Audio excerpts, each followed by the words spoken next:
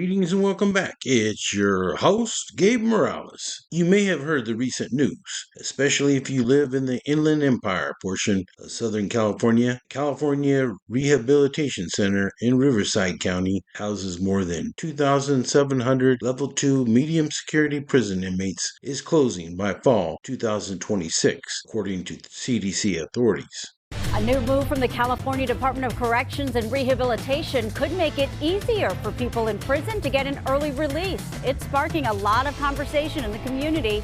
Thanks for joining us, everyone. I'm Marley Ginter. CBS 13's Heather Jansen is live at CDCR with the support and the criticism. Heather? Yeah, most definitely right, Marley. Definitely sparking a lot of conversation today. This change falls under Prop 57, but the difference here is that it adds more value to good conduct credits and essentially streamlines how CDCR calculates them, and it's effective today. More credence for good conduct. A new move from CDCR beginning May 1st works to reduce prison populations and adds more value to an inmate's good conduct credits. So forth. So you have a different person being released than the person that went in. Drawing support from defense attorney Mark Reichel, saying it allows inmates to work towards a better life. That recidivism actually goes down substantially if while they're in prison, they perform all sorts of educational and rehabilitative programs and so forth. Put into place by CDCR under emergency regulations, it falls under Prop 57, approved by voters in 2016, something former Sheriff John McGinnis actively campaigned against. Are they going to be any different when they get out? I say no. Now, years later, McGinnis fears the worst for communities and their most violent and repeat offenders. The likelihood of a person behaving themselves well in custody when their every move is monitored and controlled is one thing, but that doesn't translate to life on the street in a free society. But this new addition doesn't allow anyone behind bars to be automatically released. They still have to be evaluated by the parole board. And Stanford criminal justice professor Michael Romano says we may not feel the impacts for some time. So really the impact that we'll see from this is not today, tomorrow, next week, next year so much as maybe 10 years from now. Well, I'm told by CDCR while these are emergency regulations for now, they are still subject and will be submitted for final approval, which means and does allow for public comment. Allegedly, the inmates presently at the facility located in Norco, aka Horsetown, USA, just north of Corona, California, will not catch a break with an early release as a result of this shutdown. But just like classification points, numbers calculated for release dates can easily be manipulated. So we'll see if that holds true. Transfers will be made to other institutions that meet the housing needs of the CRC population. CDC will work on a case-by-case basis to place each in an appropriate prison to meet their rehabilitative and custody needs, officials stated.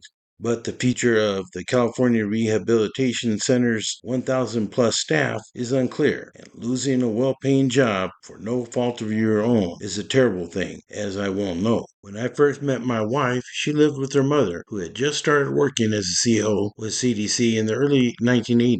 I recall their house very well because every Friday afternoon, when weekend military leave occurred while I was in the Marine Corps, I would jump in my 1974 Monte Carlo lowrider and head right over to her house, which was located in the heart of Corona's 4th and Main Street hood called Barrio Loco. I remember it very clearly. And it was a trip because the neighborhood I was from in the West Seattle White Center area of the rainy city was also often called Barrio Loco. Anyways, I would sometimes go from there in Corona to Chino to visit my primos or to Pomona, where her family was from. Usually I'd take the 71 freeway, but sometimes I'd pass through Norco and head over to the 60 freeway and cut over. As this video is being released, I am in the area once again for a short stay, and while I love our quiet piece of paradise in Hawaii, Southern California can be a fun place, especially when I was younger. So let's get right into the history of this unique facility, whose gates many have passed through over the years. CRC opened in 1962 and was advertised as the world's largest in-custody substance abuse program, as the only institution in the state at that time to offer recovered inmates the chance to erase their felony convictions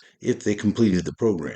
It was the only California prison to house felons, along with low-level drug-addicted inmates. Drug treatment programs are often thought to be associated with lower recidivism rates. You have probably heard the slogan before, treatment, not incarceration. However, in a February 2007 study, the California Office of the Inspector General concluded numerous studies show that despite an annual cost of $36 million, the Department of Corrections and Rehabilitation's in-prison substance abuse programs have little to no impact on recidivism. Well, I think they do help, at least while people are enrolled in them. But the problem is, just like any other type of criminal offender, that after release it takes a good transition back to the community, close parole supervision with clear guidance, and a good support system in order to succeed and stay out of the joint.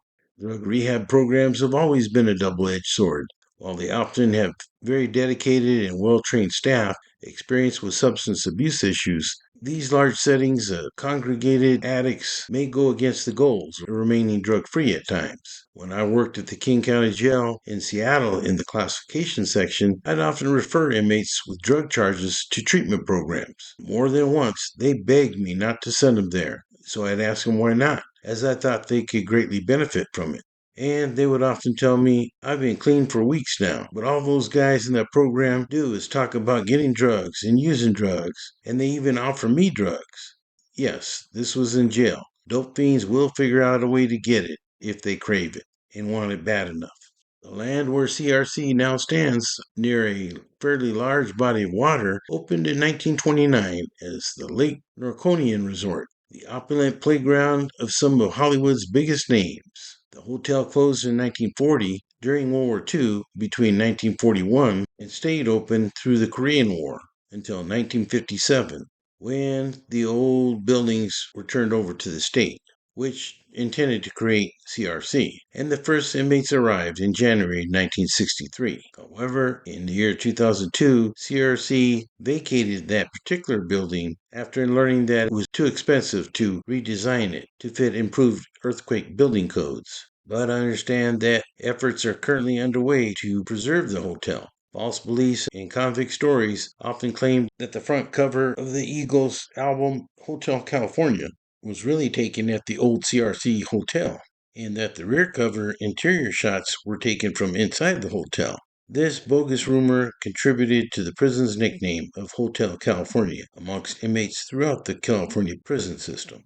CRC had been the only prison to house both men and women. In April of 2007, the women's wing of CRC was closed in order to make more room for men, and those females were moved to other facilities in the state. Whenever I did my corrections research and saw an N number, I know that they probably had done time at CRC. There have been numerous members of the Big Four prison gangs housed there over the years. Future NF General Chente Arroyo from the Chino Centers was housed there in 1973. Familiano Daniel Danger Contreras was also housed at CRC in 1973, but he was not validated as being NF until 1979, when CDC implemented an official validation system. He did time at CTF in 1980, paroled in 1985, returned to CMF in 1987, then caught a bank robbery beef in the 1990s, and was out of prison by the year 2006, as far as I know. Future NF Stephen Quito Acevedo from San Ho was also housed there in 1974 as a young man of 22 years old. I forgot to mention in my last video that he was at CMF in 1981 after being convicted of a drive-by shooting. He paroled in 1988, and I lost track of him after that. On January 24, 1976, La M stabbed NF member James Weddle Fitch to death at CRC. In retaliation, MA associate Ralph Rivera was stabbed to death by the NF at DVI the very next day.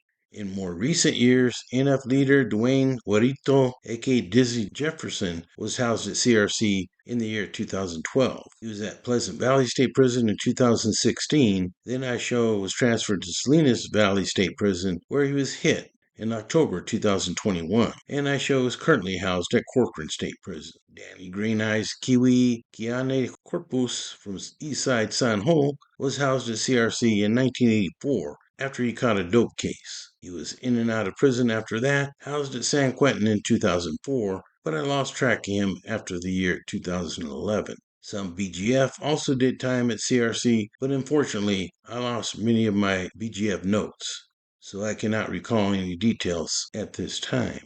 AB member Christopher Bakken, who I mentioned in my CCI video, did time at CRC in 1975 and appears in Brian Perry's interesting book, Eye of the Devil. AB Jeff Monster Barnett did a few stints at CRC from 1975 to 1978. He was at CIM in 82 with a C number, back in CDC with an E number after committing a 1989 robbery. Soon released, but popped on a bank robbery in 1991. I understand that he dropped out in the BOP in 1999 after some of his former brothers tried to take him out. I believe that some of the details of that were covered in the 2002 RICO case.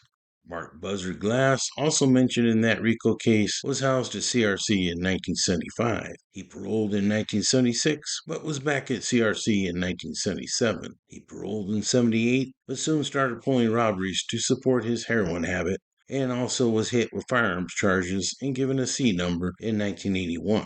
He was convicted on the RICO, sent to the ADX in Florence, Colorado, and died in custody on August 3, 2012. At the age of 57, spending most of those years in prison. Federal AB Commissioner Tommy Silverstein was housed at San Quentin in 1971 after a robbery brief. He was released, but popped on a dope case and sent to CRC in 1973. After his release, he went back to pulling robberies and landed back at San Quentin in 1975, where he was sponsored into the brand by Moose Forbes, and the rest is history. Junior Snyder, mentioned in multiple episodes, was held at CRC in 1975 and went on to become very much feared as a hitman in the system. Major AB dealer John Youngster, now Old Man Stinson, was placed at CRC in 1975 and has been mentioned in numerous AB cases ever since. He has been at California State Prison Solano for several years now and is presently 71 years old. Tricky Ricky, aka Bart Simpson Terplinger, another past big name in the AB, was housed at CRC way back in 1968. He took the CDC prison system tour over the years and was named in the 2002 RICO case. He is now deceased and passed away at the Stockton Medical Facility, as I recall. La MA's Frankie Abiles de Chino was housed there in 1978 after being convicted of a felon in possession of a firearm, and was known to be a heroin user. I believe he caught a 187 right after his release. He was housed at CIM in 1988 and at Tehachapi in 1994. He was found guilty of another homicide shortly after his release, this time of his own mother in La Puente in 1996. Evidently, his mom had 10 kids from different fathers, and Abiles was not raised by her, but apparently harbored some hard feelings towards her. On March 14, 1996, Frankie and his mom's nephew, Albert Vieira, were staying in a spare bedroom at her house, but the mom quarreled with them and told them to leave the very next day. Later that day, police found that she had been strangled to death with a sock around her neck and had been sodomized while still alive. Abiles was tried, convicted, and sent to death row, where he remained until at least 2012, when I lost track of him. Obviously, Laime would never allow a member to remain in the organization with such sick charges. I know that he appealed his case, blaming the horrific crime on his nephew, but I do not know the outcome of it. All I know is that he no longer shows being in custody. MA shot caller Ronnie Ayala from San Diego, Old Town, National City, was at CRC in 1981. I believe that he was made at Carnal around that time, and was responsible over the years for ordering or committing several murders. I probably need to devote an entire video to him and his brother Hector on this channel one day. MA shot caller Roland Berry from Watts, as well as Fontana, aka Felony Flats, was at CRC in 1975. He did a lot of time in CDC and the feds, and has been housed at SADF in recent years, and is currently 79 years old. Romero Ricardo Gato Martinez from San Diego Logan Heights also did BOP time, including in 1965 for heroin possession. He was released in 1967, then arrested again and housed at CRC in 1968. He was out on the streets again in 1970 and in and out of the system for many years, but was killed at the BOP Cannon facility on July 30th, 2019 by a Sureño. Gato was well respected by most, and this was not a sanctioned hit, so the former Sureño immediately locked it up. On July 4th, 1988, a then relatively young Freddy Veneno Poison Gonzalez from Pomona 12th Street Sharkies killed an old school NF member named Richard Weddle Dean at CRC. Order came down from then MA shot caller Tupi Hernandez from the Ontario Black Angels, who found out that Dean was housed there and sent a Huila via associates to have the Familiano taken out. I had Freddy at New Folsom Violence Control Unit in 1991. He soon attacked another convict out on the concrete yard and was shot by the gunner. I remember this very clearly, as it occurred towards the end of day shift. As I was strolling up to the building to do my swing shift, the day guards were hauling Freddy out on a gurney, and I could see that he was bleeding. He was in obvious pain, but when he saw me, he shouted, "I'm still here, Morales! I'm still here!" I really don't think he believed he survived the hit. He was taken to the infirmary, and I never saw him again, as I believe he was sent to Pelican Bay after that. He eventually ended up dropping out and testified in December 1996 at the MA RICO trial. Just like many other CDC institutions, CRC faced unrest due to the reintegration policies first implemented in earnest around the years 2017 through 2019. Make sure everyone is safe. More than half a dozen protesters were shouting outside the Norco prison today. They're furious because they believe a new California Department of Corrections and Rehabilitation policy actually caused a riot a couple of days ago. Desiree Rubio says her husband is among those locked up here. His life's in danger. She's talking about a new policy in which the state is integrating the general prison population with those prisoners with special needs. For example, prisoners serving time for child molestation or prisoners who've cooperated with law enforcement. It's like putting a cat in a dog's cage. So you're putting his life at risk. Here in Norco, that change went into effect this week, promptly followed by the riot. I've seen a few ambulances with inmates inside. According to the state, the riot happened on Tuesday at 3 o'clock.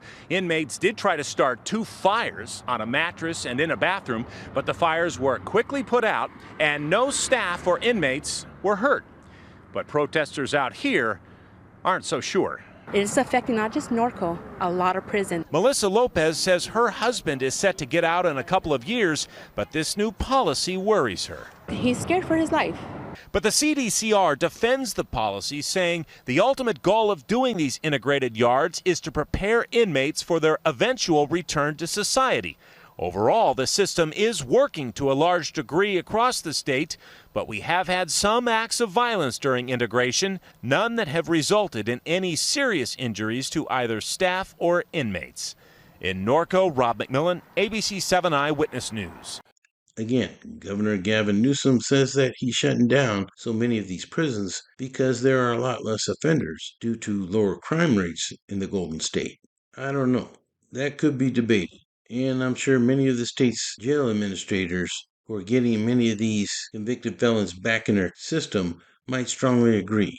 A similar thing happened back in the mid-1970s under California Governor Jerry Brown. Crime wave resulted in so many felons, many of them prison gang members, being cut loose and acting like wild kids in a candy store. Many people were seriously hurt and sometimes killed due to this reckless leniency. Again, I'm all for rehabilitation, but I'm also for public safety. It takes a very careful balance. So, I know that this was a short one, but I wanted to get it out before I took about a week off. Don't worry though, I'll be back soon with lots of first-hand stories from New Folsom Prison. For now, this is Gabe Morales signing off for Gangsters, Cops, and Politicians.